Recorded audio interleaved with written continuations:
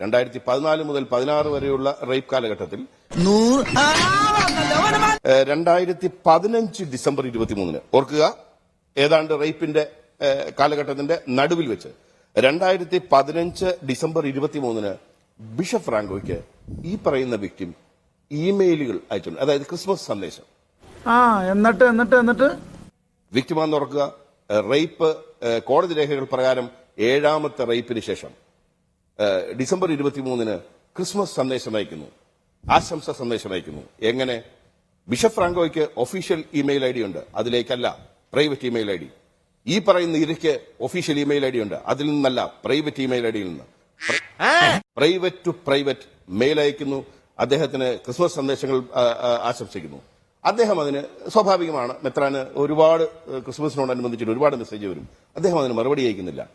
ഇവർ പിന്നീട് ഈ ബിഷപ്പിന്റെ ഒരു സഹോദരി കന്യാസ്ത്രീയാണ്, ആ കന്യാസ്ത്രീക്ക് ഈ മെയിൽ ഫോർവേഡ് ചെയ്യുന്നു. എന്നിട്ട് അവരോട് പറയുന്നു, ഞാൻ ബിഷപ്പിന് മെയിൽ അയച്ചിട്ട് ക്രിസ്മസ് സന്ദേശം അയച്ചിട്ട് എനിക്ക് മറുപടി അയക്കുന്നില്ല, ഒന്ന് മറുപടി അയക്കാൻ പറയണേ. അത് വരുന്നു, ബിഷപ്പ് അങ്ങോട്ട് മറുപടി അയക്കുന്നു, മെസ്സേജ് കിട്ടി, സന്തോഷം, അത്രമാത്രം. എന്ത് മനസ്സിലായി? അജിംസിന് എന്ത് മനസ്സിലായി? എനിക്കൊന്നും മനസ്സിലായില്ല. എന്തിനാണ് സമയത്താണ് കോടതിക്ക് പുറത്ത് വീണ്ടും ഇത്തരം കാര്യങ്ങൾ പറഞ്ഞ് വേട്ടയാടുന്നത് എനിക്ക് മനസ്സിലാവുന്നില്ല. ശ്രീ കെന്നഡി, ഇയാൾക്ക് തലയ്ക്കെന്താ തകരാറാണ് മേഡം? ഈ കേസുമായി ബന്ധപ്പെട്ട റെലവന്റ് ആയ എന്ത് കാര്യമാണ് കെന്നഡി പറയുന്നത്? പിന്നെ പറയണ്ടേ? ഞാൻ പറയണ്ടേ? ഈ റെലവന്റ് ആയ കാര്യമല്ലേ? അതായത് റേപ്പ് നടന്ന് 7ാമത്തെ റേപ്പ് നടന്ന് ഇര ബിഷപ്പ് ഫ്രാങ്കോയ്ക്ക് പ്രൈവറ്റ് ഇമെയിൽ ഐ ഡിയിൽ നിന്ന് ആശംസ അർപ്പിച്ച കാര്യമാണ് ഞാൻ ഈ പറയുന്നത്. പറയണ്ടേ? അതിന് എനിക്ക് ഒരു കുഴപ്പമില്ല.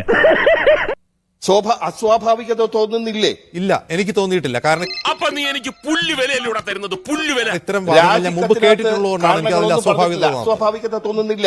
എനിക്കതിൽ അസ്വാഭാവികത തോന്നാത്ത ഇത്തരം വാദം സൂര്യനെല്ലി കേസിൽ മുതൽ നമ്മൾ കേട്ടുകൊണ്ടിരിക്കുന്നതാണ്. ഈ അല്ല, ഇത് വിത്ത് ഡോക്യുമെന്റ് ആണ് കോടതിയിൽ സമർപ്പിച്ചിരിക്കുന്നത്. കെന്നഡി, സൂര്യനെല്ലി കേസ് നടക്കുമ്പോൾ ഇതേ വാദമാണ്. എന്തിനാണ് ഈ 40 പേരോടൊപ്പം എത്രയോ മാസങ്ങളോളം ഇരയായ പെൺകുട്ടി എന്തിനു പോയി എന്ന് ചോദിച്ചത് കോടതി തന്നെയാണ്. ആ കോടതികളുടെ പോലും മനോഭാവം മാറിയിട്ടുണ്ട് ഇപ്പോൾ, അത് മറ്റൊരു കാര്യം. പക്ഷേ കെന്നഡി, ഞാൻ അത് ശരിയല്ല.